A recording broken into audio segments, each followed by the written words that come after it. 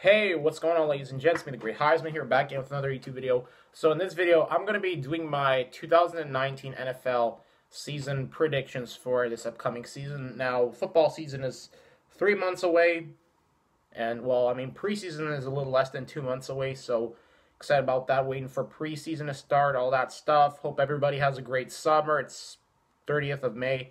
It's going to be June 1st in exactly 2 days, so hope you guys have a lit summer. To everyone out there in the NFL world and all the people. But anyways, let's get started on this 2019 NFL prediction. Maybe I'll do another video later. This is kind of an early prediction video that I decided to do right now. So starting with the NFC North, the team that I see winning the NFC North this year is without a doubt the Chicago Bears. That's my number one team that I'm going to pick to win the NFC North this year, because with the Packers, I don't know what happened to the Green Bay Packers recently. They were supposed to become a good team for many, many years, but with Mike McCarthy, being fired and all that stuff, so it's going to be interesting to see how the Green Bay Packers are going to be able to recover from this saga, despite them, Mike McCarthy, he won the Super Bowl with them. Well, yeah, Mike McCarthy led the Packers to a Super Bowl in 2010, but since then, the Packers just haven't been able to go back to the Super Bowl. I mean, 2011, they lose to a 9-7 Giants team. That's possibly the biggest upset in NFL history besides Super Bowl 42. And then 2012, they lose to the 49ers. 2013, lose to the 49ers again. 2014, they choke horribly against the Seahawks when Brandon Bostic couldn't catch that onside kick. I don't understand how the Packers blew that game against the Seahawks, because you intercept Russell Wilson 5 times, or was it 4 times that they intercepted him? But you intercept him multiple times and you still lose the game. That's just terrible. Wow. And they if they had recovered that onside kick, they definitely would have gone to the Super Bowl that year. I don't get how the Packers didn't go to the Super Bowl in 2014. They were a great team that year. 2015, they lose to the Cardinals. Yeah, they lost to the Cardinals in the playoffs. 2016, lose to the Falcons. And 2017, I don't think that they made the playoffs that year. Yeah, I'm pretty sure they didn't make the playoffs. And then 2018, they didn't make the playoffs either. So, yeah, that was that. So, yeah, the Packers were originally supposed to, win the NFC North for at least 5 or the 6 next years. But the Bears recently took over. So, yeah, I'm picking Chicago, man.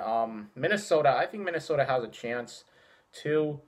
Minnesota's looking pretty underrated. Don't know too much about Minnesota's situation. And then you got the Detroit Lions, who it's going to be crazy to see if they're going to be able to become a good team with Matt Patricia as their head coach. They signed Trey Flowers, former Patriot. But, I mean, let's be honest. In the NFC North, the Chicago Bears, without a doubt, have the most talented roster. So I'm picking the Chicago Bears to win the NFC North. Now, for the NFC East, I'm going to say the Philadelphia Eagles, just because Dougie P has something going up there in Philadelphia. You got to respect for what Dougie P was able to do in his second year, or in his second year with the Eagles, winning a Super Bowl with the team. Despite them not having Carson Wentz, they were able to upset my Patriots in the Super Bowl. So, hey, got to give props to Dougie P where credit's due. He brought a Super Bowl to Philly, something no coach has ever done. And, yeah, but I don't think that the Eagles' run is going to stop here, because with a healthy Carson Wentz, the Eagles are definitely going to go far. I mean, their defensive line is looking very talented, with Fletcher Cox anchoring that front seven. You got Malik Jackson. Who else do they have? Brandon Graham. And, that defensive front seven is really going to cause havoc in the NFC East for opposing quarterbacks. So, yeah, and plus with Alshon Jeffrey, with Jordan Howard, the Philadelphia Eagles, man, their offense could be very, very deadly this year. I don't understand what the hell the Bears were thinking by getting rid of Jordan Howard. That guy is a stud.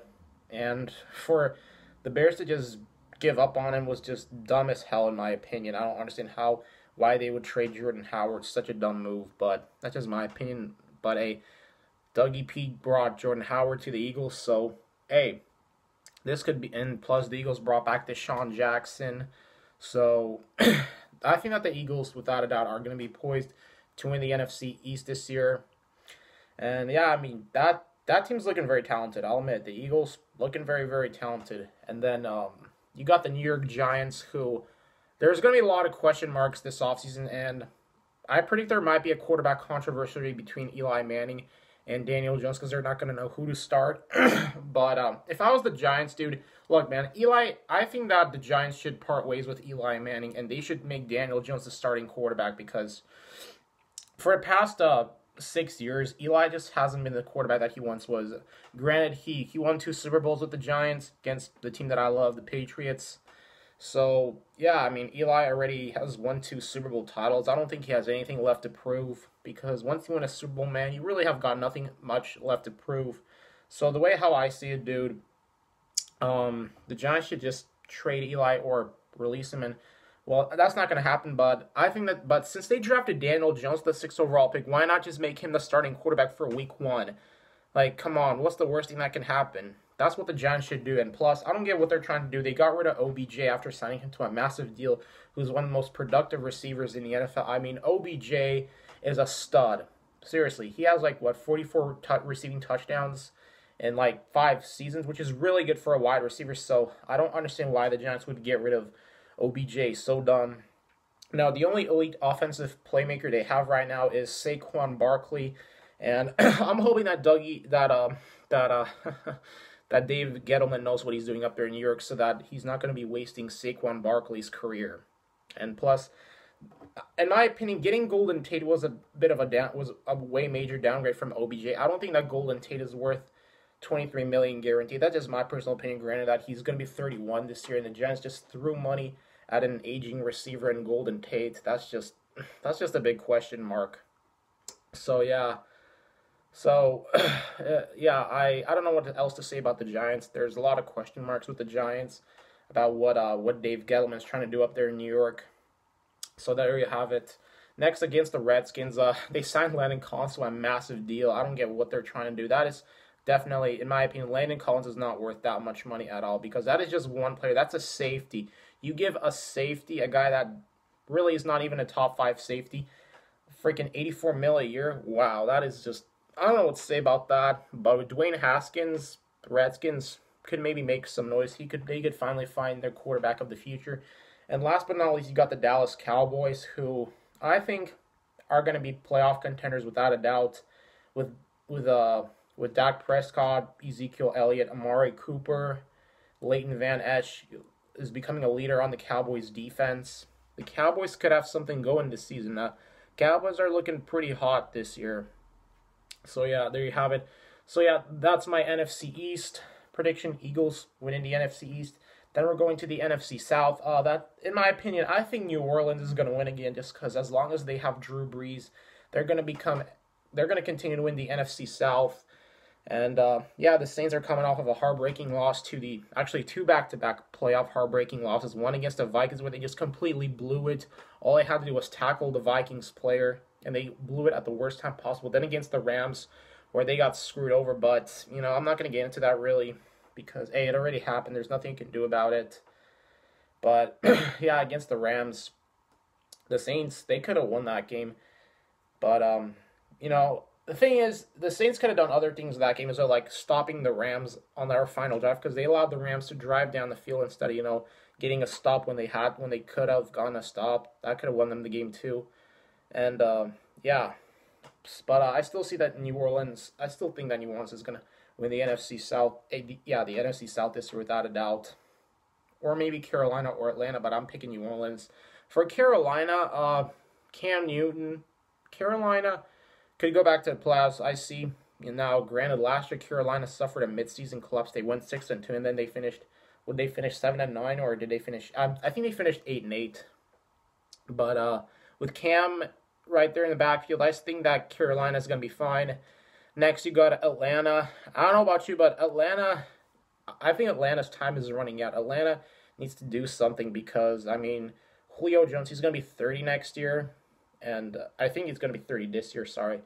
So, Atlanta, man, I think Atlanta still has a chance to make the playoffs with Matt Ryan, Julio Jones, Grady Jarrett, all those guys.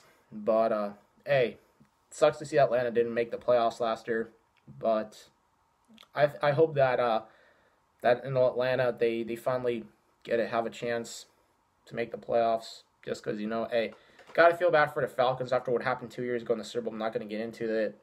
Now, the thing is, I don't understand why people continue to mock the Falcons for 23. That's kind of messed up because it's like me being a Patriots fan. I'm not going to mock the Falcons for blowing a 23 lead just because I'm not that much of a guy that's just going to continuously mock them just because, hey, I got nothing against Atlanta, man. Atlanta's a good team. It's just, you got to feel bad for them. They just always fail to win the big game.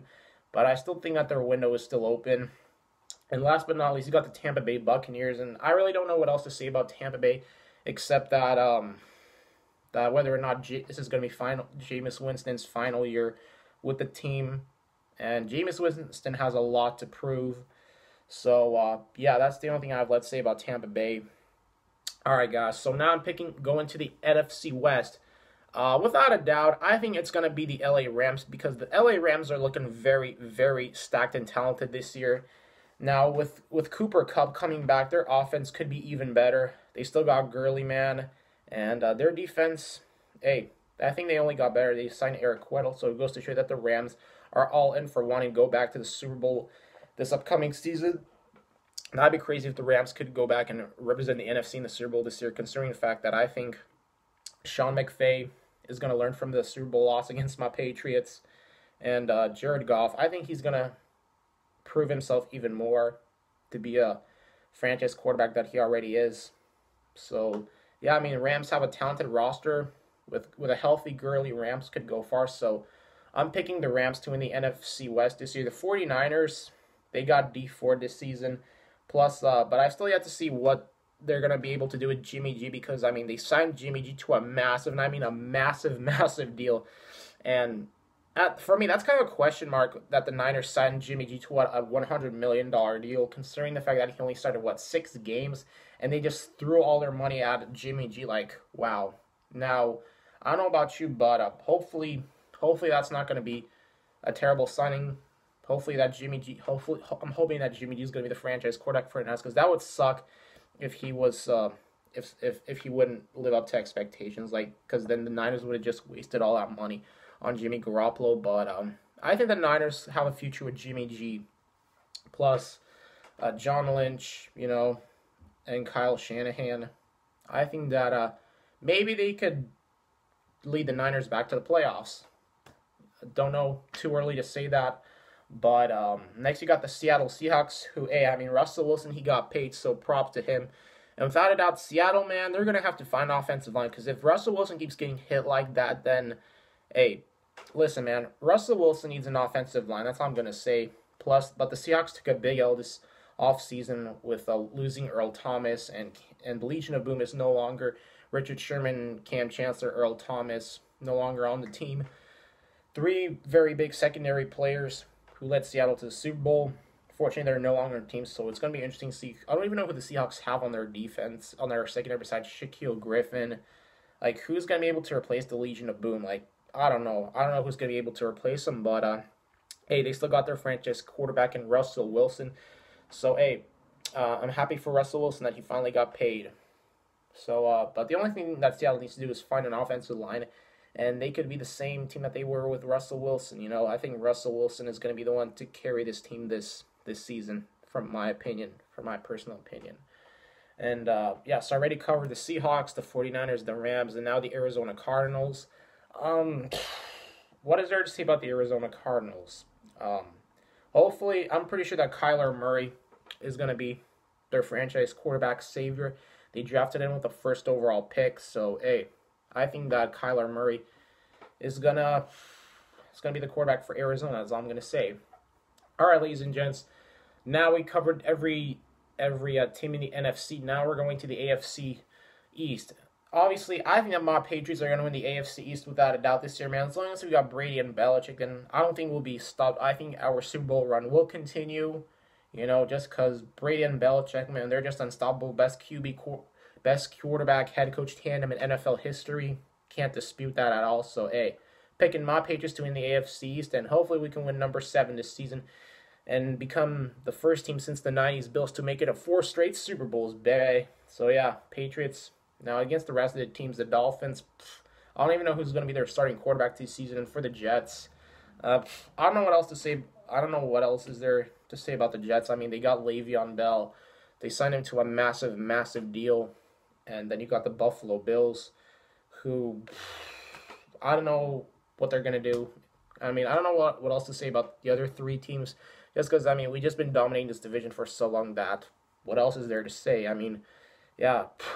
So, Patriots, without a doubt, no-brainer. Winning AFC East again this year. I think, yeah, that's definitely going to happen. Next, you got the AFC North. I'm going to pick the Baltimore Ravens to win the AFC North just because I like what's going on in Baltimore, man. I think they got even better this offseason by getting Earl Thomas, who's going to be a great Ed Reed replacement for them. So, yeah, I think that Baltimore's defense this year is going to, once again, be dominant. Plus, with Lamar Jackson at the helm, who's going to be a stud for many years to come, I think that Lamar Jackson is going to be a great replacement for Flacco for the Baltimore Ravens. Next, you got the Steelers, who I think that the Steelers will still be good despite them not having Le'Veon Bell or AB on the team anymore. I think they'll just be fine with Juju Smith-Schuster and with James Conner, but them trading AB, that was a big question mark for me because they could have gotten a way higher market value for Antonio Brown than just a third and a fifth round pick. It just seems like that the Steelers were just waiting to get rid of Antonio Brown because of the whole locker room situation. And, you know, their relationship with Antonio Brown wasn't exactly the best. It was very strained. And I'm guessing the Steelers just got sick and tired of, you know, Antonio Brown's demands, that they were just quick to ship him, that they just wanted to get rid of him the second they got, just to get rid of this headache they've been dealing with. But I mean, still, man, like I understand why. I mean, Antonio Brown, I kind of feel like he was putting himself above the entire Steelers team, and you can't do that, man. You can't put yourself above the team, and that's what I feel like Antonio Brown was doing in Pittsburgh. So that's why Steelers got rid of Antonio Brown. So that's kind of understandable, but for only a third and a fifth round pick is just a stupid trade in my opinion. That is just so dumb that I just don't know what else to say. I think that the week that Antonio Brown quit on the team, I think that was enough that Antonio Brown was not going to come back to the Steelers for the next season. But still, they could have traded him for a second or a first round pick rather than just a third and a fifth round pick. Like, that was just so dumb. But that's just me. Next, you got the Cleveland Browns. Hey, I actually hope that the Browns do good this season. They got some going up there with OBJ, Jarvis Landry, Kareem Hunt, and Baker Mayfield, who broke Russell Wilson's and Peyton Manning's rookie touchdown record. Hey, I think Cleveland is supposed to have a comeback, and I think that for once the Cleveland Browns won't be a laughingstock. So, hey, I think that Browns are going to have a magical year this year. That's just my opinion. Plus, with Nick Chubb, man, that running back tandem, the Cleveland Browns are one of the most talented rosters in the NFL this season. All right, next you got the Cincinnati Bengals. I think that the Cincinnati Bengals will be fine with, you know, still got A.J. Green, still got Andy Dalton. And, yeah, I don't know what else to say about Cincinnati other than that. Hopefully, maybe this could be their year to finally, you know, win a playoff game. But, yeah. All right, guys, so I already covered the AFC North. Now I'm going to cover the AFC South. I think that I'm going to pick Jacksonville to win the AFC South this year just because I think with Nick Foles at the helm, with Leonard Fournette in the backfield, and with a very talented receiving corps, I think that Nick Foles is going to have a great time in Jacksonville. Plus, with a good defense, Jaguars, they got Josh Allen in the draft. So that's going to be a big boost to their defense. The Jaguars, man, hey, Jaguars are looking underrated. I'm hoping that the Jaguars can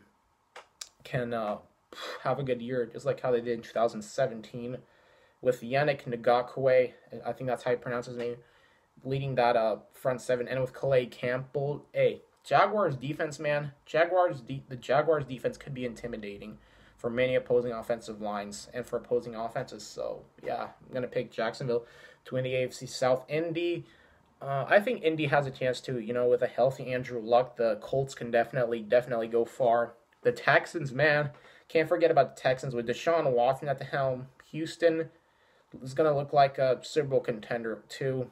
And last but not least, you got the Tennessee Titans, who they got Mike Vrabel.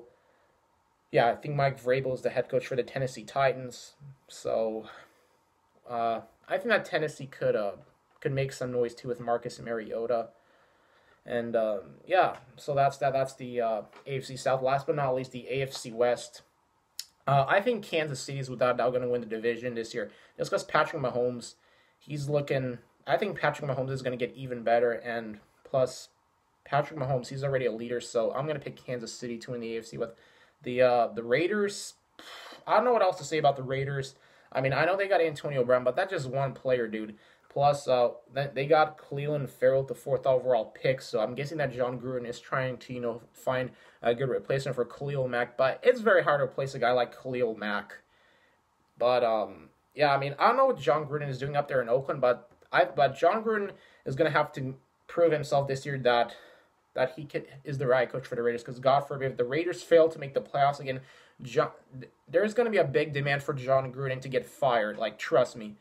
Like, because what John Gruden did last year just doesn't make any goddamn sense. I don't know what John Gruden is trying to do up there in Oakland, but all I can say is John Gruden better have a plan, or else he might get fired. Well, I don't know. I don't think he's going to get fired, but if he fails to make the playoffs this season, then he's going to be dealing with the biggest scrutiny I've ever seen from the media and from, most importantly, the Raider Nation, because I'm pretty sure most of the Raider fans are pissed about the Khalil Mack trade. And plus, hey, he made up for that Amari Cooper trade by getting AB, but, I mean, AB is 30 years old. He has, like, at least, I think, 2 years left in him, because, yeah. So, yeah, I don't know what else to say about the Raiders except that John Gruden, he's gonna have a lot to prove. That's all I'm gonna say. Plus, with the move to Vegas, I don't know what else to say about the Raiders. But the Broncos, I don't know who's gonna be their quarterback. The Broncos, obviously, the only thing they lack is a franchise quarterback, and if they have a quarterback, then I think they're gonna go far. And the Chargers, I think the Chargers gonna have a good year this year because they made the playoffs last year. And Anthony Lynn is the right head coach for the Chargers. He's definitely the head coach for the Chargers of the future. But, I mean, with Phillip Rivers is going to have to prove that he's not going to, he's going to have to prove that he can't keep choking in the playoffs like that. So, yeah, if the Chargers do make the playoffs this year, then Phillip Rivers, like I said before, he's going to have to prove that he is not going to have that playoff choke mentality, because Phillip Rivers has a tendency of choking in the playoffs with the Chargers, and yeah, I mean, but the Chargers have one of the most talented front sevens this year. But the only question mark is whether or not Phillip Rivers can stop choking in the playoffs. That's all I'm gonna say. All right, ladies and gents, those are my 2019 NFL season predictions. If you guys enjoyed this video, make sure you guys leave that like button, subscribe to the channel, share the video, turn on notifications, and what are your NFL predictions for this upcoming season? Whether you're a Ravens fan, a Chargers fan, a Raiders fan, a Broncos fan, Eagles fan, a Seahawks fan, a Vikings fan, hey, leave your comments down there below. Love to read your comments and see your predictions, and talk to you guys later. Bye-bye.